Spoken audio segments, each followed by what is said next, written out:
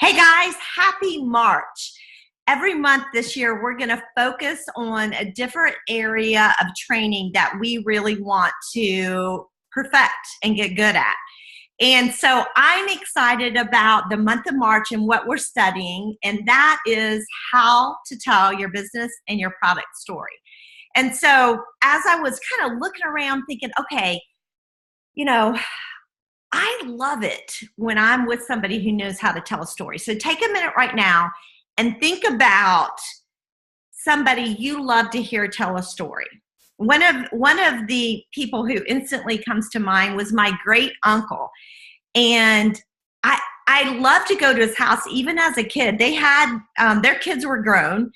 They did have one dog with 3 legs, so that was a bit entertaining. But my great uncle could tell incredible stories. And I think back to what were the things that made him such a good storyteller. And as I was thinking about that and I was looking online for some kind of training that I could really, 1, get better myself, but 2, also share with you, I came across a fantastic article. And so I'm going to share what I learned from this article with you guys. So the bottom line is we get paid to tell our story. That is the number one thing that we need to be doing. We need to be doing it often. We need to be talking to as many people as we can, telling them our story.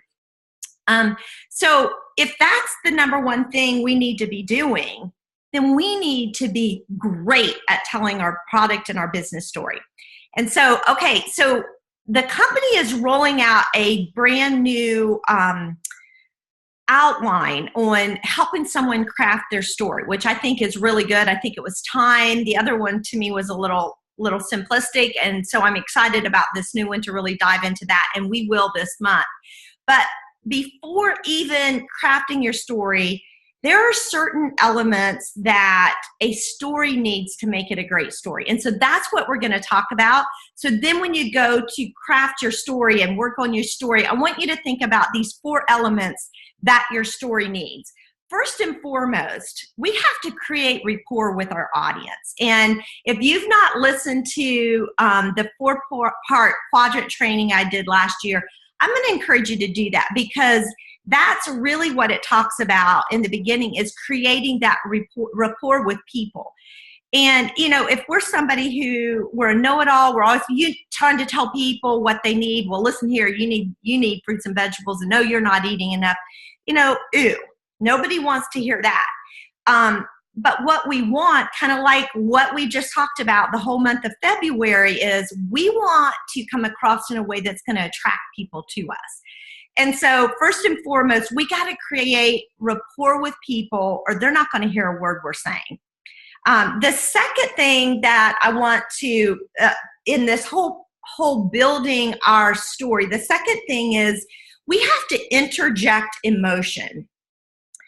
If you think about the people that you're drawn to, there is something about the way they inject emotion into what they're saying. They're either excited about something, or something is real, they're passionate about it, or they take time to kind of build up in that, create that suspense, or they just throw out a little nugget and you want to know more. What's next? Or a question.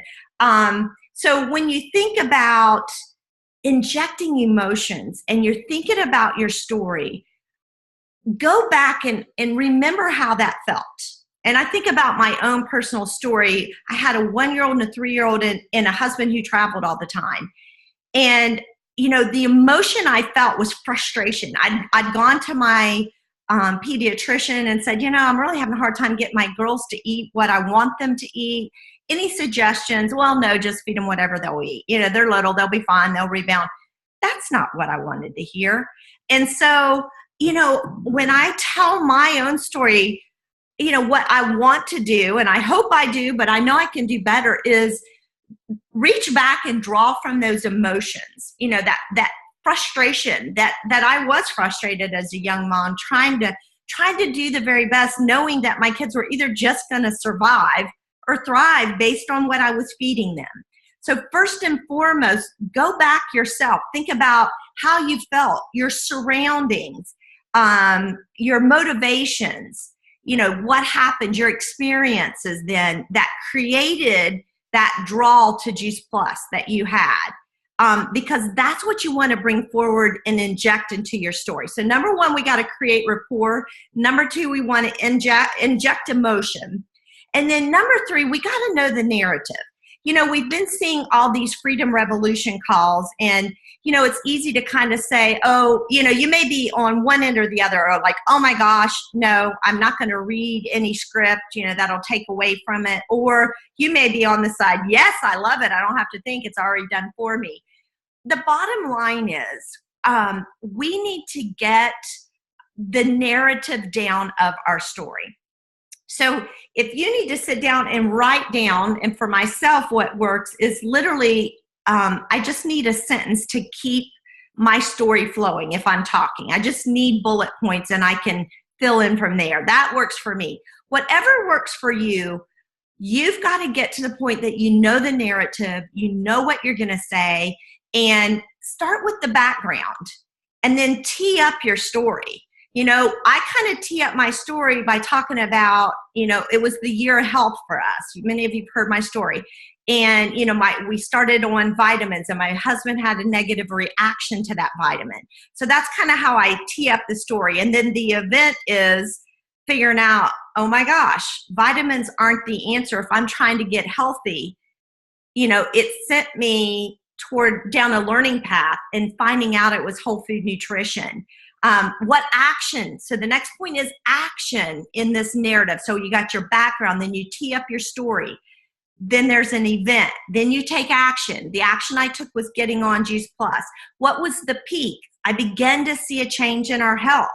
And then kind of the finality is I couldn't shut up. I wanted to tell everybody about what I had discovered. And the consequences are I have had an incredible 17-year run with a career path that I couldn't have asked for anything better that fit in my life. So that's kind of the narrative that you want as you're crafting your story. You want a background. You need to tee it up. What was the event that brought you to that point? What action did you take? What was kind of the peak turning point? The finality, and then lastly, the consequences. So that's the narrative that you want to work through to get a good story so that you've got all the points in there. And then lastly, so let me go back. We got to create rapport. We have to inject emotion, excitement, speed up the story, slow it down, be excited, be sad, be frustrated, get those feelings out through your story. Number three is know that narrative. And when you're writing your points or you're writing your story out, background, tee it up, events, action, peak, finality, and consequences. That's the narrative of your story. And then last, point 4, we got to practice this. You guys, nobody comes to the table with a great story. You have to practice this story, and we practice by telling it. First by sitting down and investing some time in it, and then it's just beginning to tell it over and over and over again, so that the words just flow out of your mouth. And that way, when you know what you want to say, you're able to introduce the emotions. You're able to speed the story up, slow it down, get excited, kind of drop back. All that back and forth, up and down, that's what attracts people. They want to hear, they listen. I think about going back to my great uncle. I can see him, he smoked a pipe and he sat in a chair kind of like this. And he would tell these stories and he wouldn't get in a hurry, or he may talk fast and then he'd get real quiet. It was just, I remember as a kid sitting and listening to whatever. I can't wait to hear what Uncle Castro has to tell, what story he has to tell.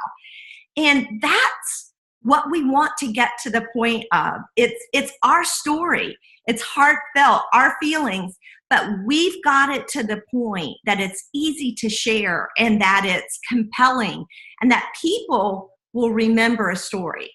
And, I go to a church that many of you maybe know Andy Stanley, and I can think back I've been going to his church, different parts of the city, but he's the one who preaches since, we started going there when Ansley was born. So for 22 years now, I can remember sermons back 22 years.